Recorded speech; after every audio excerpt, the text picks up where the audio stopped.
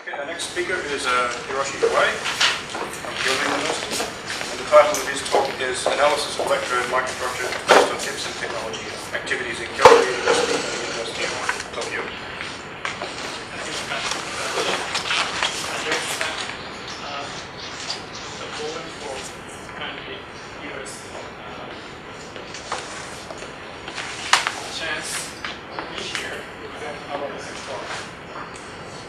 As you can see, the context, this is a collaborative work of 3 different laboratories in 3 universities in Japan, Kyoto University and the University of Tokyo. I have many contents or items today, so I'd like to, first I'd like to give you some very brief introduction of the framework. The second body part is about microstructure quantification, in particular about heat density and urgency factors. Then its application for the simulation of electrode performance in these 2 types of simulations, and also some example about the discussion of electrode performance and microstructure change taking the experimental data under degradation by the high Q. Now the first one is that our research work is going on under the framework of NEDO SOFC project, 5-year project about SOFC degradation. It started 2 years ago and now it's the middle of the program. The group is mainly divided into 2 big groups. The first one is focusing on the basic research for reliability and durability. Most of the researchers from university or national institutes belong to this side. And the second group is focusing on technological development for commercialization. So you can imagine that researchers from the company side belong to this side. And we are on this side. And there are 5 subgroups.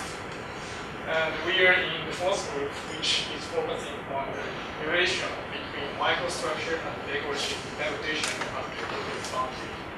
Other 4 groups are focusing on the thermodynamic, chemical, and mechanical evaluation and diagnosis of degradation mechanisms.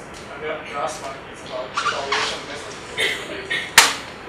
The group leader of our group is English. And these are the main equipment analytical instruments we have in Kyoto University. Today's topic is, of course, related to this FIB-SEM system. So now the body part is it's about the microstructure quantification. This is actually presented last year in Vienna at the ISHIS conference. I'm sure there are people who are not familiar with this problem. So I do not need this as ion milling and the same observation sequence.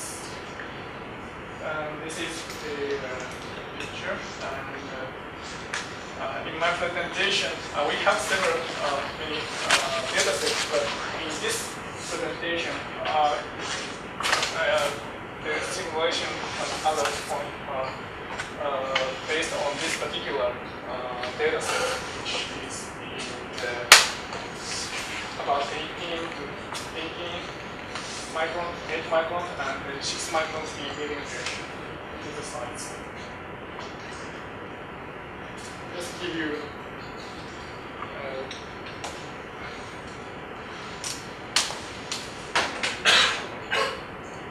you have the data files in the folder? Yeah.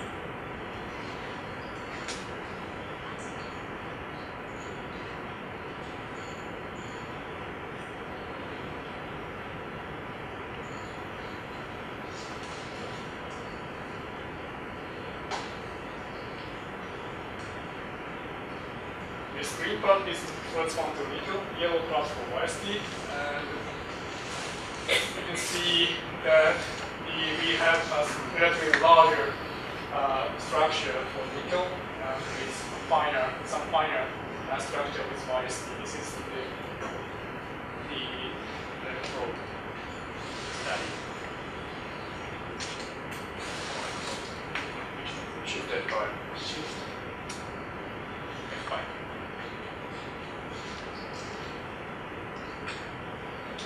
So in particular, here about the method of the evaluation of the TP. The volume fraction is also important and fundamental parameter, but it's basically about the counting of the voxels of each phase. So I'd like to skip this one. Go to this three-phase bond intensity. We apply two different methods to measure this value and compare the results. The first one is we call volume expansion method. I'd like to explain in two dimensions. First. This is the same image after phase separation, three phases.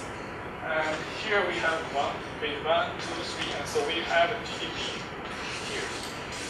And we expand each phase outward in the vertical field. Then the overlapped region should contain the TB line inside. And if we do this in 3D, structure, the overlapped region forms something like volumes. Then we assume that the center lines of these strings represent TCPs. Theoretically, the center line should match TPPs if the space resolution is high enough and volume expansion is limited to be infinitely small. However, actually, in reality, we always have a limitation in space resolution. So we apply this method to a well-defined problem. You can see here, phase 1, phase 2 surrounded by phase 3.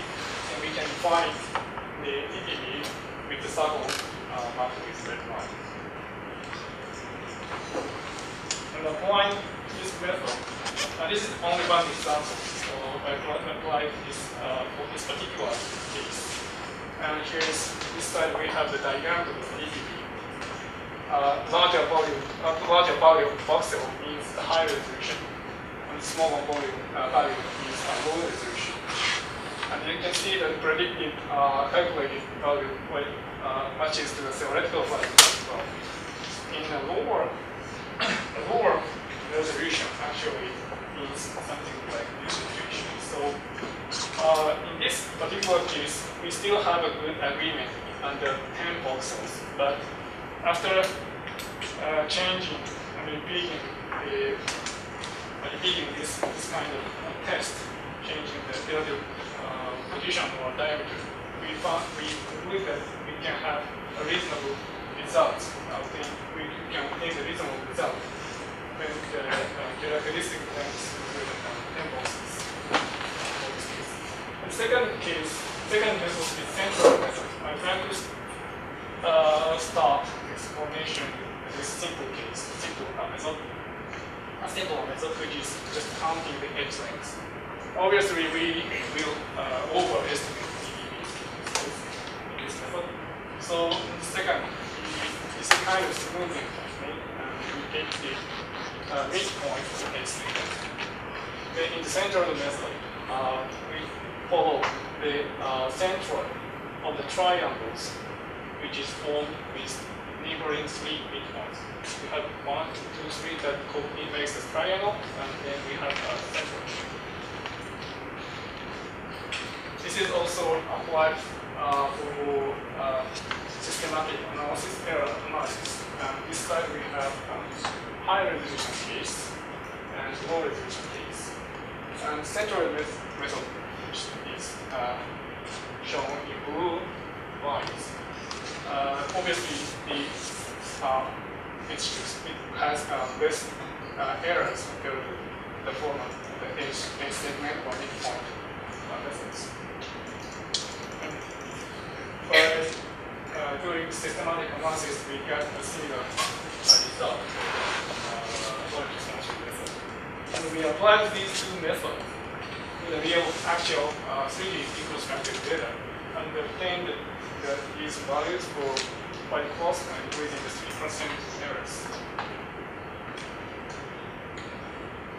And in addition, with many other people doing, we can separate, distinguish which is the active UI and its. Let's move to the Toshiaki factors. This is also quite important for calculation of the electrode performance. we applied two methods, LBM and random walk-based diffusion calculation. LBM means Lattice Bolton method, which is has the advantage is that it's simple to treat complex boundaries of these our porous materials, and powerful for simulating multi-site porous media, which will be very nice advantage later. Okay, what we have done is that we assume that nickel is a perfect electronic conductor, while steel is a perfect ionic conductor, and solve these diffusion coefficient diffusion equation by LBM method, and then we can obtain this effective diffusion coefficient or effective electron or ion conductivity. As we know that bulk, the conductivity of bulk or the diffusion coefficient in free space, we also know that volume fraction of each phase, we can reverse calculate photoelastic factors.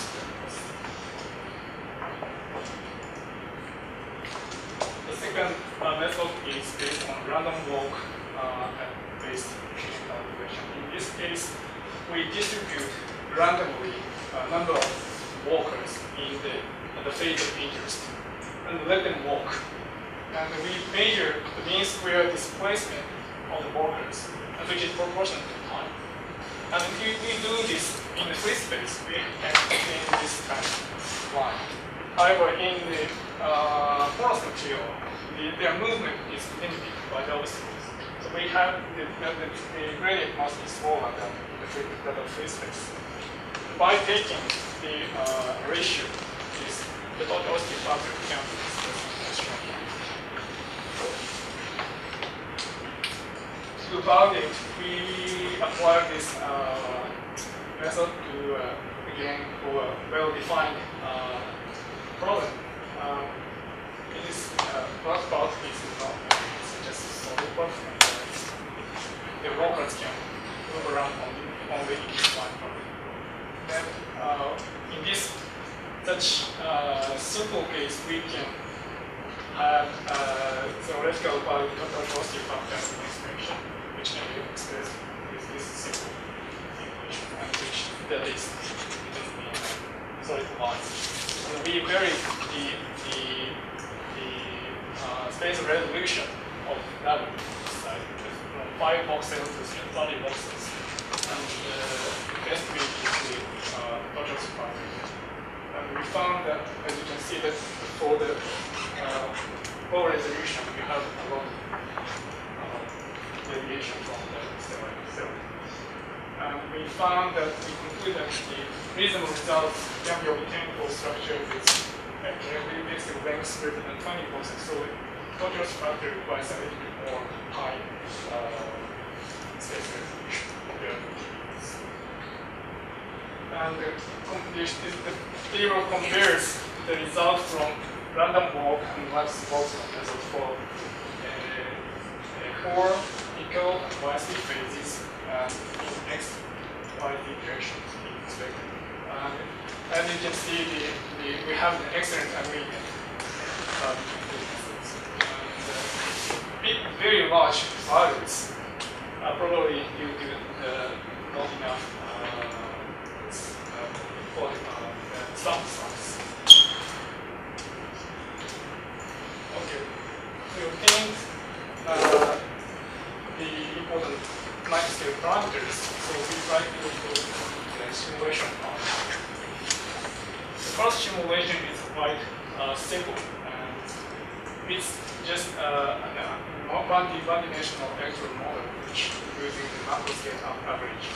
What we need is effective diffusion ion or electron diffusion coefficient. And we have basically 3 phase, gas phase, ion phase, and electron conductive phase. And in between we have some reaction depending on the gas potential difference and the gas. The gravity equation can be expressed on this, and this is not special. You can find everywhere, but what is important is that this red color these are evaluated from the microstructure data. And also for the reaction model, we have the PDB density here, which is also evaluated from the 3D structure. And the result was that these are because the computational conditions were set so that as close as the experimental counterpart, and surprisingly was okay.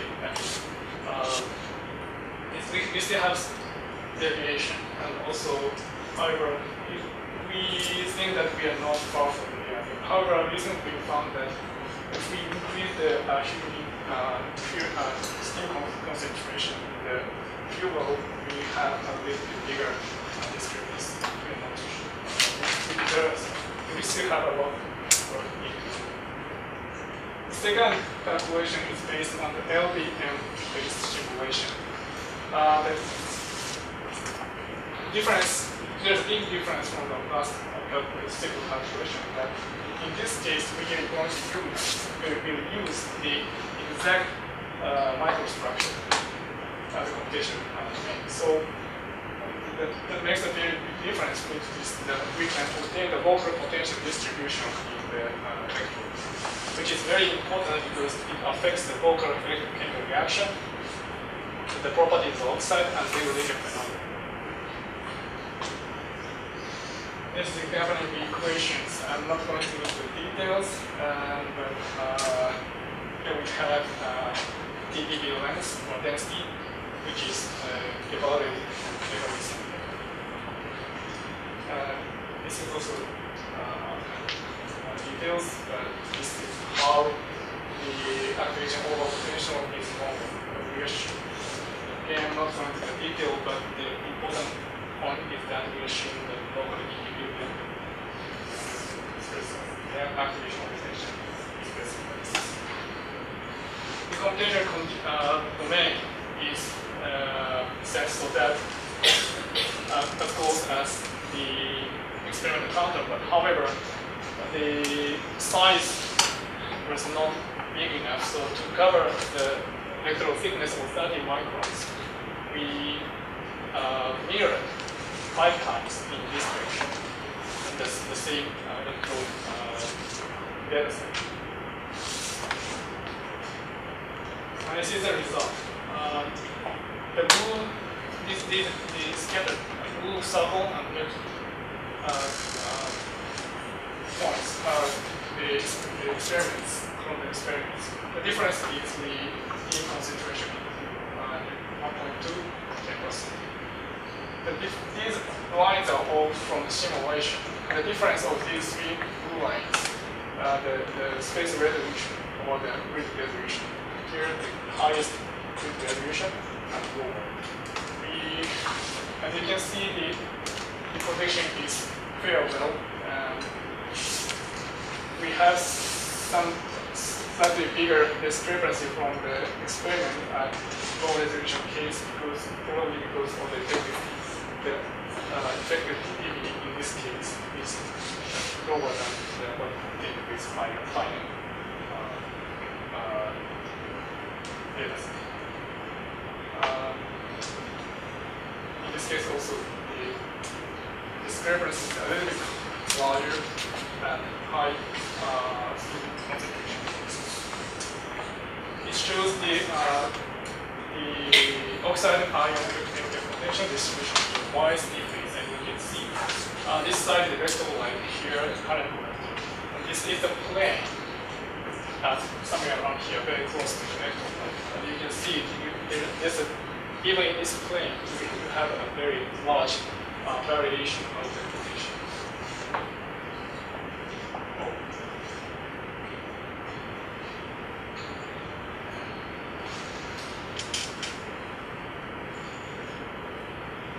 It shows the electron current with green arrows, and the yellow corresponds to the ionic current. From this side to that side, you can see that it's not uniform at all.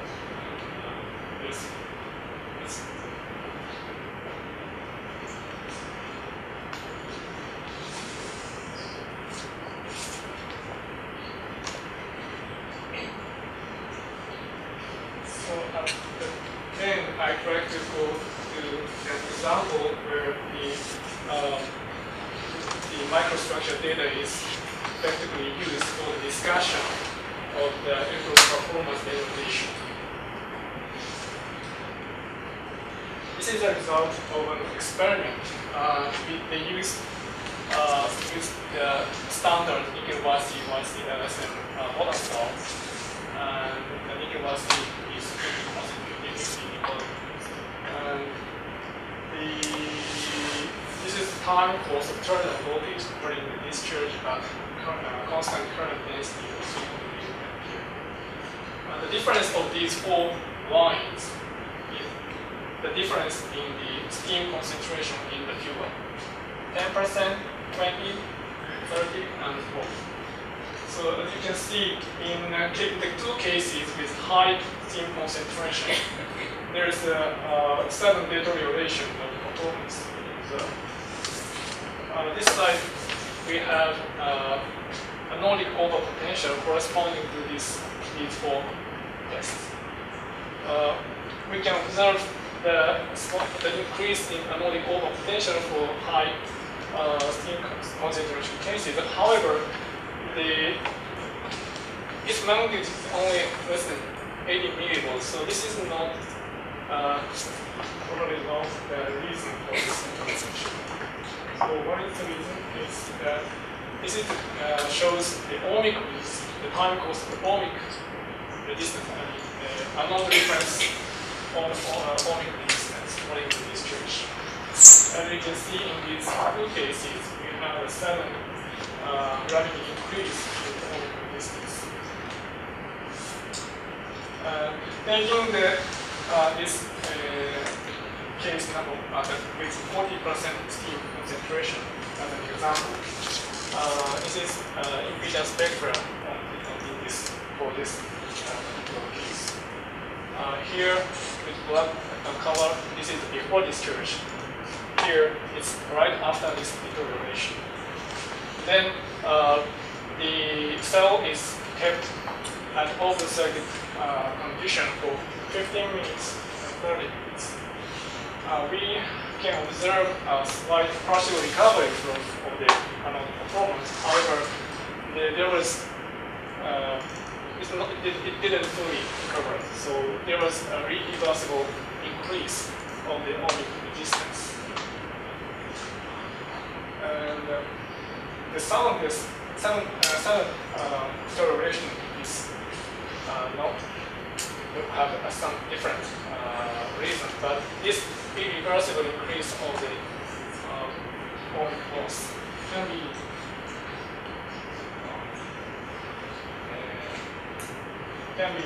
explained with the microstructures.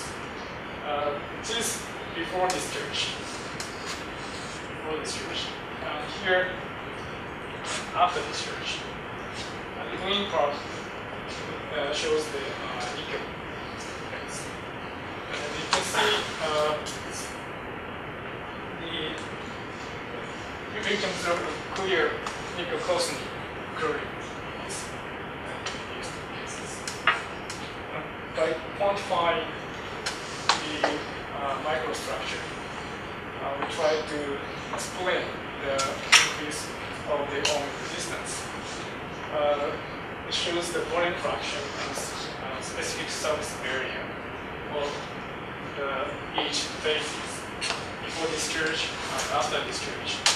If you look at this specific surface area of nickel phase before and after discharge, we can spot a slight change in the specific surface area. And as well, also we have about over 30% decrease in ETP lengths in these two cases. Well, this must be one reason for the global increases. And if you look at the proportion of isolated phase, at the beginning we had only 3.8% of the isolated phase, but after discharge we had 10% increase. And more importantly, the perforation probability of nickel phase was 80% or 85% before discharge, but after discharge it decreased to less than 50%. So it means that due to high environment, the interface connection with has some problem that cause the increase of the atomic loss in the experiment. Okay, so summary. This is summary for the brief introduction to the NEDO project and microstructure parameter was quantified. And simulation, which was I explained some simulations of electrode performance using this 3D microstructure data. And also, this 3D microstructure data was successfully effectively used for the discussion of the performance degradation of the experiment. Thank you for your attention.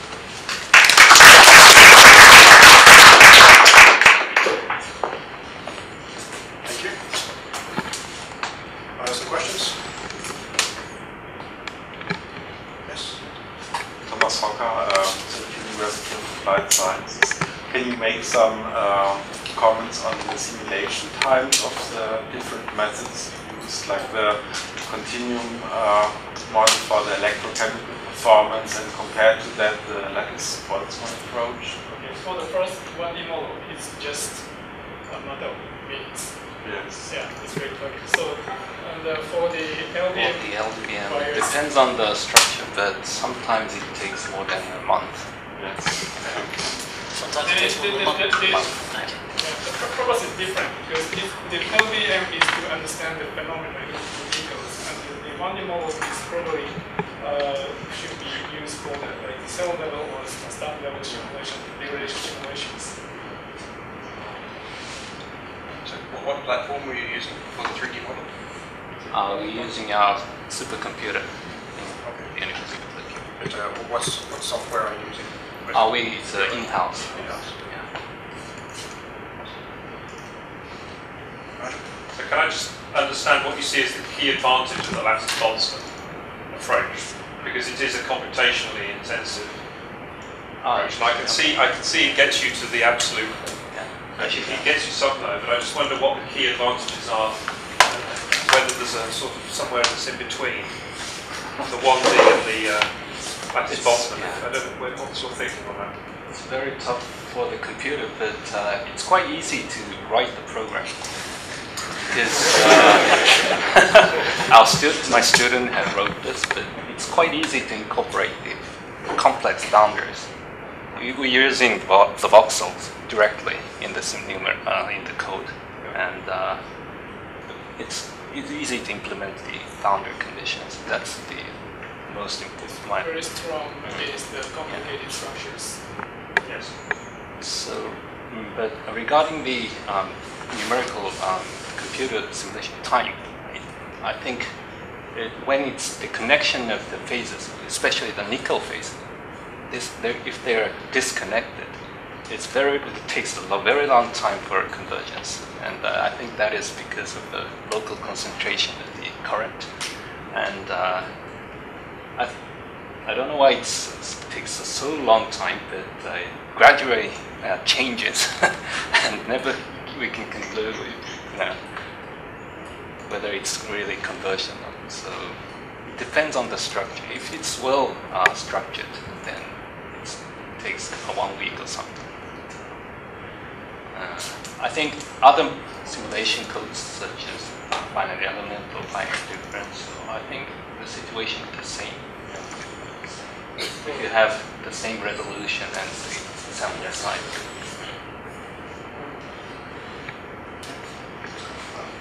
Scott Cronin, Northwestern. Typically, we think of YC as being pretty immobile, and in your discharge, you showed it seemed like there was a pretty significant decrease in the specific YZ surface area, and I was wondering if you could comment on that at all.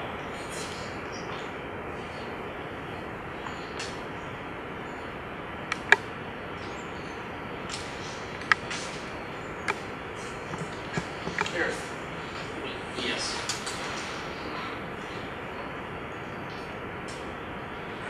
Or is even more? We just calculated the surface area, so quite wider, sub-0 degrees after the discharge operation.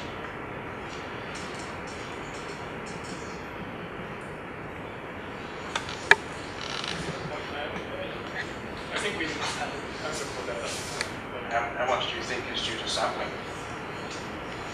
The sampling time? The sample volume. Sample volume is how much? Sample size here. Sample size here. After it's 27, 9 micron, 12. So quite a large volume. Yeah, and I wonder how much of your decrease in TPB length is more due to those phases than nickel.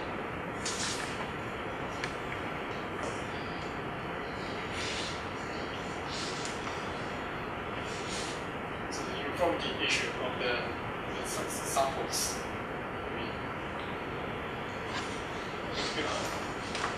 If you're asking that if the samples are very uniform,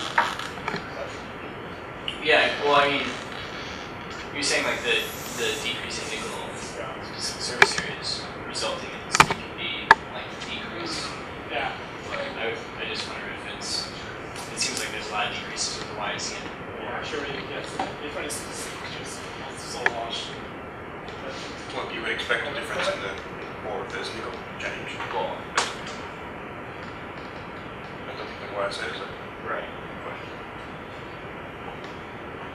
It's kind of related to this. Can you go to the next slide? You're showing the percolation probability Yeah. going down to 48%. And I'm just wondering, you know, looking at your 3D reconstructions up above. So I just want to make sure I understand. You're saying that only 48% of the nickel is percolated. Yeah, right. But I mean, it looks, and maybe this is just the whole idea that 3D, you can't just tell by looking at it, but you know, it doesn't look like there's a lot of isolated. I better show you the Most different because one figure was the isolation, I couldn't show. so I think it's 90% percolate. This is after the church. And for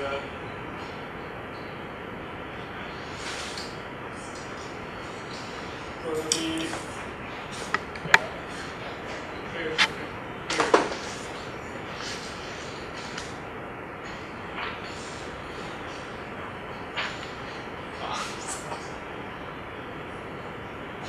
The nickel phase is quite larger in the discharge after discharge, and the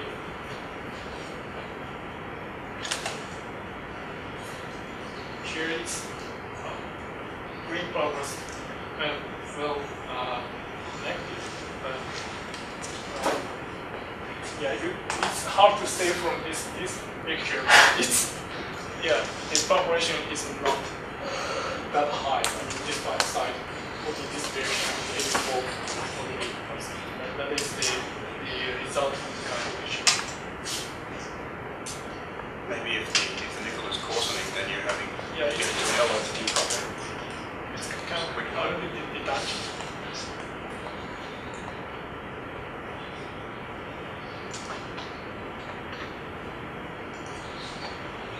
Any more questions? Yeah, could you explain the difference, sorry, between proportion of isolated phase and percolation probability? Oh, this is kind of it's not connected anywhere.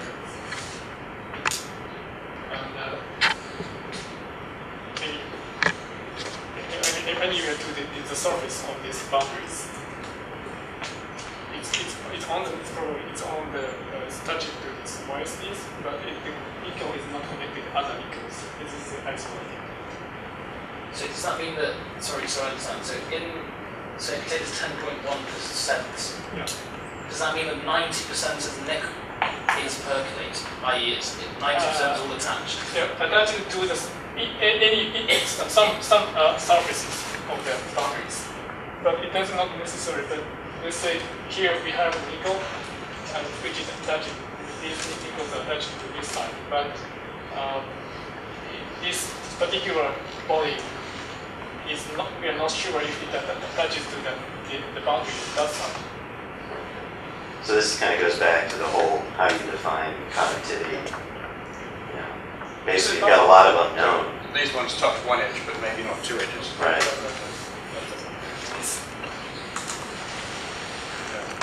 And I'm sorry, I forgot to mention that this is the direction this time.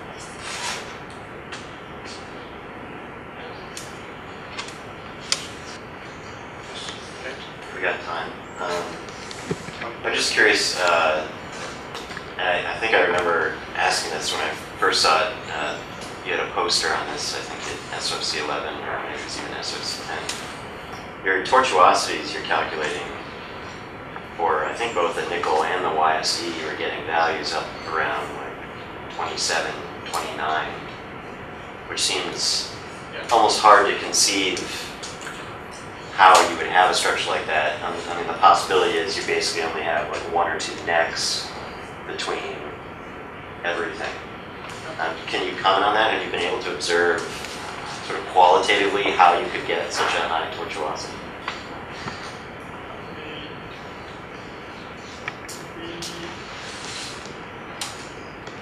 We obtained 3 different data sets on the same cell locations. And this is the only one which we can calculate the nickel tortuosity for the 3 directions. The other 2 cases, somewhere there was no connection. So which means that it is not possible to calculate tortuosity. Okay, so maybe it's just connecting by 1 or 2 little necks to get an entire volume of nickel, but you're basically siphoning everything through a very... Probably because the nickel structure is too big, it's not enough. So I think the cross-sectional area is too small, and there's no path going through the sides, so it's very limited necks left in the case of X and Y directions. In case of Z direction, you have quite a lot of large cross-sectional areas, so you have relatively low tortuosity tract. Yeah, because you wouldn't think necessarily that the processing would have such an anisotropic tortuosity. Is this tau or tau squared that you're reporting? Because I know in the literature it's quite... tau squared. It's tau squared, so we're looking at root 25, so a tortuosity of 5 is a ratio effective and absolute difference. Yeah. No. I think I might stop the discussion here as we are now at break time. Square. We're rather tired. This is squared. Exactly. We agree. But that's what that is. Yeah, so that's tau squared. Right. But that tau squared is how you define it. Yeah, yes. Maybe you can continue this in the break. Yeah. Let's thank you again.